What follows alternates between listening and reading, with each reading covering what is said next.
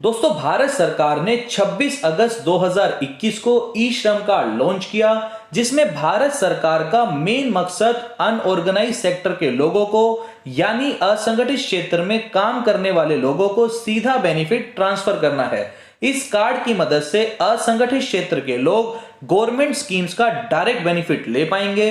Card का आवेदन कैसे करना है, इस पर बहुत सारे लोगों ने वीडियो बनाई और वीडियो को देखकर लाखों लोगों ने ई श्रम कार्ड के लिए अप्लाई भी किया, पर बहुत से लोगों को अभी भी कुछ स्पष्ट नहीं है। बहुत से लोगों के मन में अभी भी दुविधा है कि ई श्रम कार्ड आखिर है क्या, क्यों इसे लॉन्च किया गया, ई श्रम कार्ड के फायदे क्या हैं, इसको बनाने में कितने पैसे लगेंगे, क्या क्या डॉक्यूमेंट्स रिक्वायर्ड हैं, मतलब आपको कौन कौन से दस्तावेज चाहिए, और एक सबसे अहम सवाल कि क्या हर साल ई श्रम कार्ड बनने के बाद बैंक अकाउंट से कुछ पैसे कटेंगे।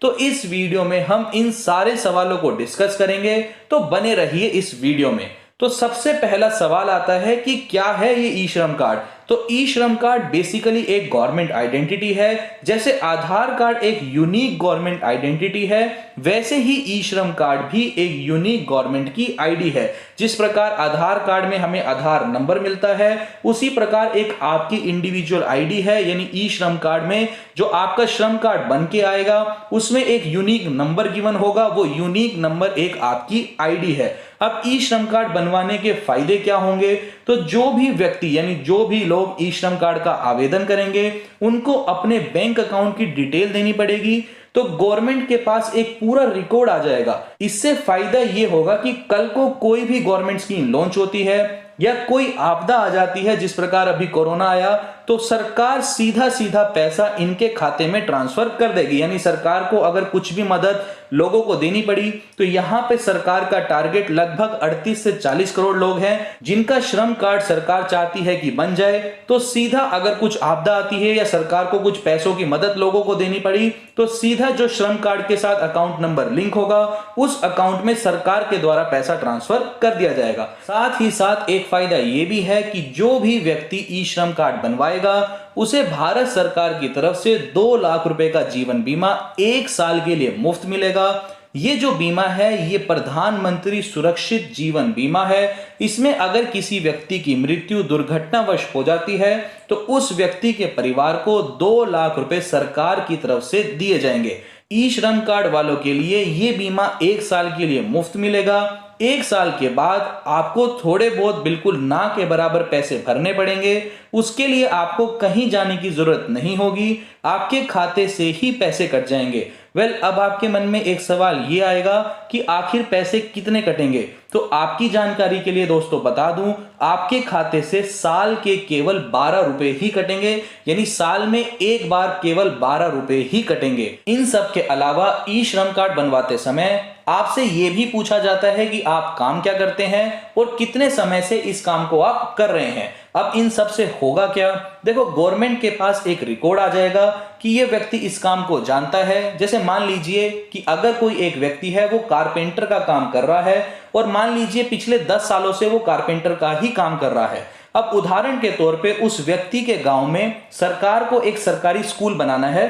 अब इस केस में जो भी वहां पे जो लोकल गवर्नमेंट के ऑफिसर्स होंगे, मान लीजिए उन्हें एक कारपेंटर की जरूरत पड़ती है, तो ई श्रम कार्ड की मदद से इजीली उसी गांव के अंदर ही उसे एम्प्लॉयमेंट मिल जाएगी एक शॉर्ट टर्म के लिए। तो यहां पर सरकार ई श्रम कार्ड की मदद से ऐसे बहुत सारे लोगों को एक एम्प्लॉयमेंट भी दे पाएगी। अब एक सवाल ये भी आता है कि ई श्रम कार्ड बनाने के लिए कितने पैसे लगेंगे और कौन कौन ई श्रम कार्ड के लिए अप्लाई कर सकता है। तो जो व्यक्ति असंगठित क्षेत्र में काम करता है वो ई श्रम कार्ड के लिए अप्लाई कर सकता है। अब आप पूछेंगे हमें कैसे पता चलेगा कि हम असंगठित क्षेत्र में आते हैं या नहीं आते। तो ये लिस्ट जो आपके आगे शो हो रही है इसमें आप देख सकते हैं कि कौन कौन सा प्रोफेशन सरकार ने इस लिस्ट में डाला है। इस लिस्ट में आप अपने प्रोफेशन को देख के उसे ई श्रम कार्ड बनाते समय यूज कर सकते हैं। अब श्रम कार्ड को अप्लाई करने के लिए आपकी उम्र 16 साल से 59 साल तक ही होनी चाहिए। अब बात ये आती है कि कार्ड को बनाने के लिए पैसे कितने लगेंगे। तो इसका सिंपल सा आंसर ये है कि कार्ड बिल्कुल फ्री बनेगा। इसको बनाने के लिए आपको किसी भी प्रकार की फीस पे करने की जरूरत नहीं है। इसके बाद बात ये आती है कि इसे बनवाने के लिए आपके पास क्या क्या चीजें होनी चाहिए। तो सबसे पहले आपको आपका आधार नंबर पता होना चाहिए और जो मोबाइल नंबर आधार कार्ड के साथ अटैच है वो एक्टिवेट होना चाहिए, क्योंकि उस मोबाइल नंबर पर वेरिफिकेशन के लिए एक ओटीपी आता है। अगर आपको आपका आधार नंबर नहीं पता या आधार कार्ड से अटैच्ड मोबाइल नंबर नहीं पता या फिर वो मोबाइल नंबर एक्टिवेट नहीं है तो आप ऑनलाइन घर बैठे बैठे ई श्रम कार्ड नहीं बनवा सकते। इसके लिए आपको नजदीकी सीएससी सेंटर ही जाना होगा। उसके बाद आपको आपके बैंक अकाउंट की डिटेल्स पता होनी चाहिए। अगर आपका खाता बैंक में नहीं है, यानी आपका किसी भी बैंक में कोई भी खाता नहीं है, तो इस केस में भी आप ई श्रम कार्ड नहीं बनवा सकते। इस केस में भी आपको आपके नजदीकी सीएससी सेंटर में जाके ही ई श्रम कार्ड के लिए अप्लाई करना होगा। इन सब सवालों के अलावा भी एक क्वेश्चन बहुत सारे लोग पूछ रहे हैं कि क्या ई श्रम कार्ड बनाने के बाद 330 रुपए आपके अकाउंट से कटेंगे। तो इसका आंसर है नहीं। 330 रुपए जो कटने की बात है वो आती है प्रधानमंत्री जीवन ज्योतिषी बीमा योजना में, लेकिन यहां पर सरकार प्रधानमंत्री सुरक्षित बीमा योजना दे रही है जिसके लिए आपको 12 रुपए केवल पे करने होंगे। यानी पहला साल मान लीजिए आपने आज ई श्रम कार्ड के लिए अप्लाई किया तो ई श्रम कार्ड बिल्कुल फ्री में बनेगा। उसके बाद अगले 1 साल तक आपको कुछ भी नहीं पे करना। 1 साल के बाद यानी जब 1 साल पूरा हो जाएगा उसके बाद आपको साल में केवल एक बार ही 12 रुपए सरकार को देने होंगे, जिसके बदले सरकार आपको प्रधानमंत्री सुरक्षित बीमा योजना का लाभ देगी। आई होप ई श्रम कार्ड से जुड़े हुए सारे सवाल आपके क्लियर हो गए हैं। ई श्रम कार्ड से रिलेटेड अगर कोई भी अपडेट आएगा तो उस पे भी मैं वीडियो बना दूंगा।